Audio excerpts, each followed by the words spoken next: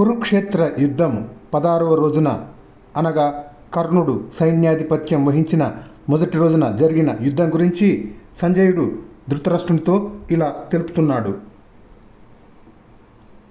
రతికుడు రతికుణ్ణి, అశ్వికుడు అశ్వికుణ్ణి, గజారూఢుడు గజారూఢుణ్ణి, కాల్బంటు కాల్బంటుని ఎదుర్కొని భీషణంగా యుద్ధం సాగించారు. కుప్పలు కుప్పలుగా యోధులు కూలిపోతున్నారు. రథాలు తునాతునకలు అవుతున్నాయి. గుర్రాల తలలు తెగిపడుతున్నాయి. ఏనుగులు ఘీంకరిస్తూ పర్వతాల వలె కూలిపోతున్నాయి. తెగిపడుతున్న యోధుల శిరస్సులతో ఇతర అవయవాలతో రణభూమి దారుణంగా ఉంది. నెత్తురు ఏరులై ప్రవహించింది. అప్పుడు భీముడు మున్నగు పాండవులు కౌరవులను మార్కొన్నారు.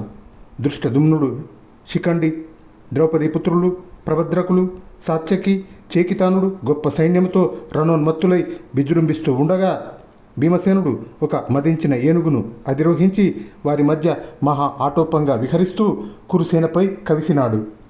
ఆ వృకోదరుడు ఉదయగిరిపై ఉదయించిన సూర్యుడిలాగా కనిపిస్తున్నాడు.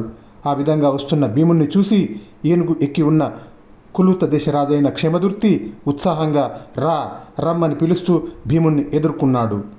వారిద్దరి ఏనుగులు పర్వతాల వలె ఒకదానితో ఒకటి ఢీకొన్నాయి.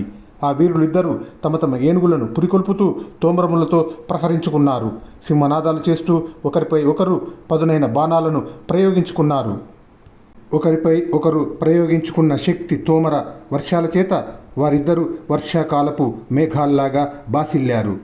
అంతటా క్షేమదుర్తి ఒక తోమరంతో భీముణ్ణి వక్షస్థలాన కొట్టి నొప్పించగా క్రుద్ధుడైన భీముడు ఒక ఇనుప తోమరాన్ని క్షేమదుర్తిపై విసిరాడు. అయితే 10 బాణాలతో ఆ తోమరాన్ని క్షేమదుర్తి భగ్నం చేశాడు. అప్పుడు వృకోదరుడు క్రూర నారాచాలు ప్రయోగించి క్షేమదుర్తి ఏనుగును పీడించి సింహనాదం చేశాడు. ఆ ఏనుగు నిలువలేక పరుగు తీయడం ప్రారంభించగా భీముడి ఏనుగు విడిచిపెట్టక వెంటపడి దానిని ఎదుర్కొన్నది. వాతుద్దూత మేఘంలా ఉన్న ఏనుగును నిలువరించి క్షేమదుర్తి కొన్ని పదునైన బాణాలతో భీముణ్ణి అతని ఏనుగును నొప్పించాడు. ఆ ఏనుగు నిలవలేక నేలపై పడిపోయింది. అయితే ఏనుగు కూలిపోతూ ఉండగానే భీముడు దానిపై నుండి కిందికి దూకి తన గదా దండంతో క్షేమదుర్తి ఏనుగును ప్రహరించాడు. క్షేమదుర్తి ఏనుగుపై నుండి దూకి భీముడిపైకి వస్తూ ఉండగా భీముడు తన ఉద్దండ గదా దండంతో క్షేమదుర్తిని అతని ఏనుగును కొట్టాడు. వెంటనే క్షేమదుర్తి తన ఏనుగుతో పాటు నేలకూలిపోయాడు. ఆ విధంగా క్షేమదుర్తి వజ్ర ప్రహతమైన పర్వతంలా నేలకూలి ప్రాణాలు విడవగా కురుసైన్యం ఆహాకారాలు చేస్తూ అదిరి చెదిరి బెదిరి నలుదిక్కుల పరుగులు తీయడం మొదలుపెట్టింది.